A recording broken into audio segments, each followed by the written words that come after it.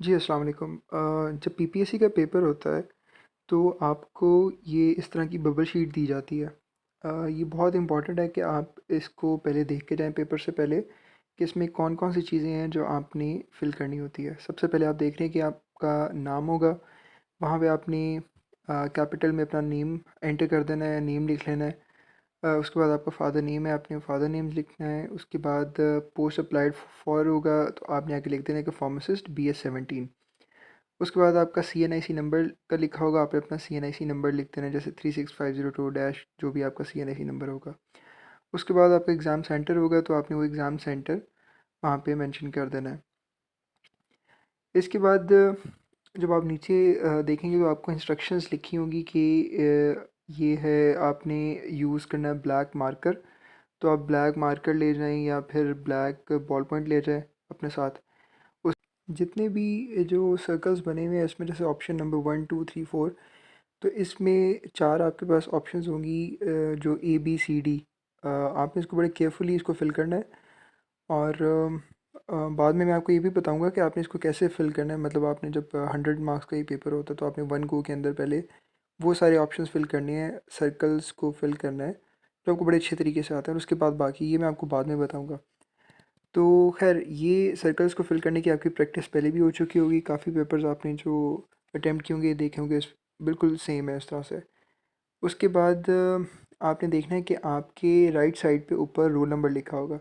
तो roll number को आपने अच्छी तरह से बबल पे फिल करना है, और उसके बाद साइड पे उसके नीचे लिखना भी है रोल नंबर। जहाँ पे लिखा हुआ है रोल नंबर की ऑप्शन है, जहाँ पे ये लिखा है कि फॉर ऑफिस यूज़ ओनली, उसके नीचे रोल नंबर, यहाँ पे आपने लिखना भी है। तो इस तरह से आपने ये फ़िल करना है। और एक आप अपने लेफ़्ट साइड पे देखें, पेपर इंस्ट्रक्शंस के बिल्कुल नीचे लिखा हुआ है mention paper code here and fill the relevant circle. तो आपने, आपको जो क्वेश्चन पेपर दिया जाएगा उस पर लिखा होगा ABCD, जो भी आपका पेपर कोड होगा।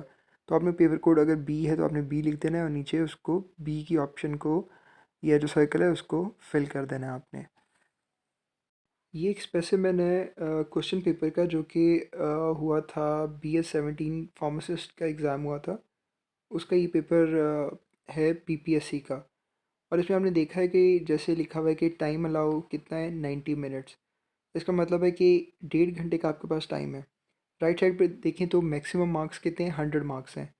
ये वो मार्क्स है कि जिसमें से 80% आपका सब्जेक्ट स्पेसिफिक होता है, यानी फार्मेसी रेलिवेंट, और 20% आपका current affair, GK, English, Urdu, इस्लामियात, मैथमेटिक्स, करंट अफेयर, या फिर पाक स्टडीज़, कहीं से भी कुछ आ सकता है। कोई इंग्लिश का कोई इडियम आ गया, उर्दू का मुहावरा आ गया, कोई क्वेश्चन आ गया इस तरह से। General knowledge, current affair, mathematics की कोई इक्वेशन आ गई। तो इस तरह से वो 20% उसका और 80% उसका, तो ये वेटेज बनती है, 100 मार्क्स टोटल है इसके। उसके बाद नीचे आपने, बल्कि ऊपर देखेंगे तो ये वो पेपर कोड भी दिया होता है आपके लेफ़्ट साइड के ऊपर, जो आपने बबल शीट के ऊपर पेपर कोड लिखना भी है। जैसे B दिया हुआ है तो B लिखना है, और B के सर्कल को भी फिल करना है। और आपने राइट साइड पे देखें आपका रोल नंबर है, आपने वो रोल नंबर लिखना है जो आपका रोल नंबर होगा। उसके बाद इसके इंस्ट्रक्शन में ये लिखा हुआ है कि right your allotted roll number, वो आपको पता, आपने लिख लिया। Right paper code on answer sheet, वो भी आपको पता, आपने उसको किया और बबल फिल भी कर लिया। ठीक है।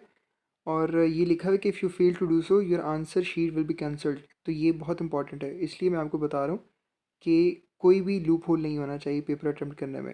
Read question paper carefully and mark your answer on answer sheet only.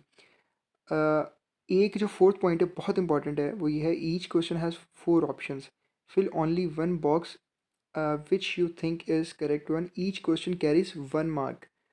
0.25 mark will be deductive to each incorrect answer. इसका मतलब ये है कि एक क्वेश्चन जो है उसका 1 नंबर है, और अगर आप एक गलत करते तो आपका एडिशनल 0.25 नेगेटिव मार्किंग होती है, यानी कि आपका 1 नंबर नहीं कटता, 1.25 नंबर डिडक्ट होते हैं।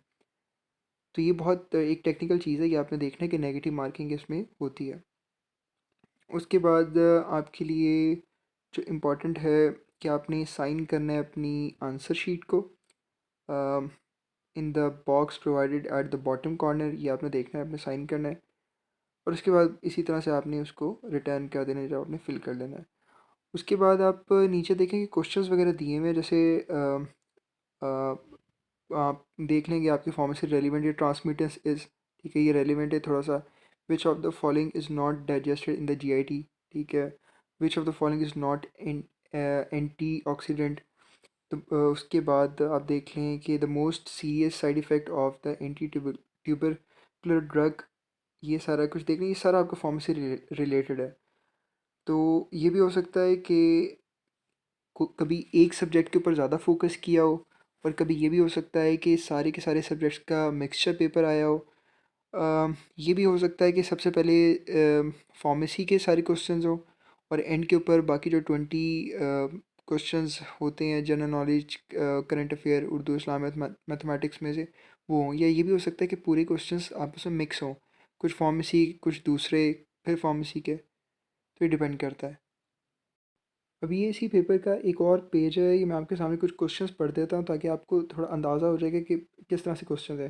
फॉर एग्जांपल सबसे पहले क्वेश्चन इस पे 47 वाला जो लिखा हुआ है पेज पे, which one of the following penicillin is resistant to staphylococcus aureus beta lactamase, ठीक है, ये आपको पता है कि ये आपने पढ़ा हुआ है।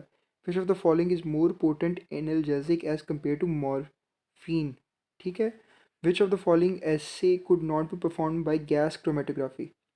बियर लॉ स्टेट्स दैट, अब ये बियर लॉ है, ये आप देखेंगे तो आपको CPR में ही मिल जाएगा आराम से। जो आप CPR को थॉरली जब पढ़ेंगे पहले 7 चैप्टर्स के अंदर, आपको बड़ा अच्छा काफ़ी कुछ मिलेगा। फिर the conventional ratio of the sulfamethoxazole and trimethoprim is combined in combined preparation is, तो आपको परसेंटेज पता है। Surfactants are characterize by the presence of, तो ये देखिए सारा कुछ आपकी फार्मेसी रेलिवेंट है, ठीक है। उसके बाद अगर मैं नीचे देखूँ, क्वेश्चन नंबर 64 देखें, degree of ionization of weak electrolyte drug can be estimated by the property. अब ये फिर CPR के अंदर आपको मिल जाएगा।